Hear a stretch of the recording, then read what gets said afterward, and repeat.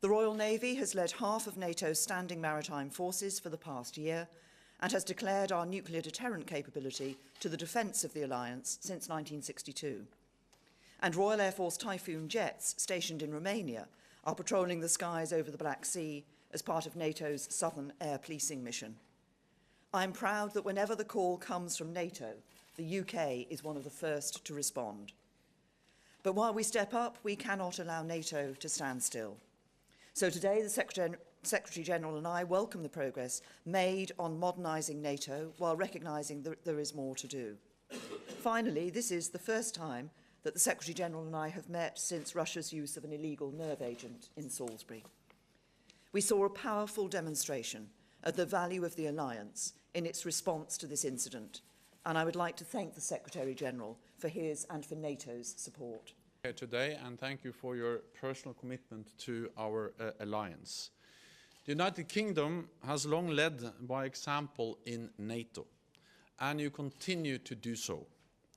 You lead the NATO battle group in Estonia. Royal Air Force jets patrol the skies over the Black Sea, and your forces are training Afghan troops to fight terrorism. These contributions help keep us all safe. The United Kingdom also leads by example, spending 2% of GDP on defence. I welcome the UK's investments in major new equipment, including the first F-35 fighter jets, which arrived here this month. So I know that NATO can rely on the United Kingdom.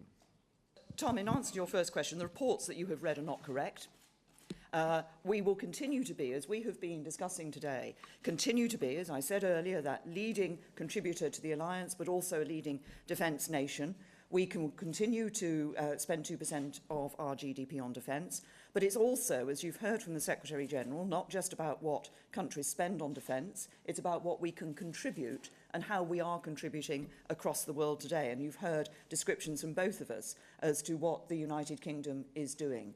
We will continue to be a leading member of NATO, we will continue to be a leading defence nation, and we will continue to contribute in a whole variety of ways across conventional, cyber and nuclear capabilities.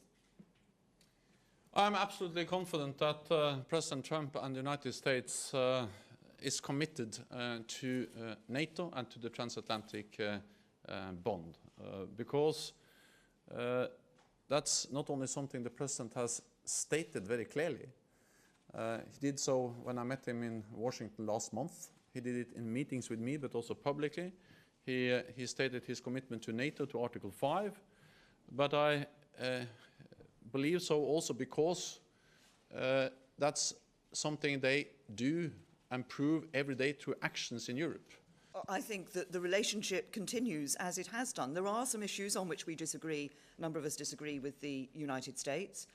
We disagree, for example, the Secretary-General made a reference to this earlier, on the Iran nuclear deal, on issues, obviously there's the question of trade, but we come together. The point is, the relationship is that we are able to come together and discuss these issues, just as in NATO we are able to come together and discuss how we can work together and continue to cooperate together for the benefit of us all for the future. And that's exactly what we'll continue to do in the various, obviously we're looking ahead to the NATO summit, but we continue to do that in the various groups in which we come together.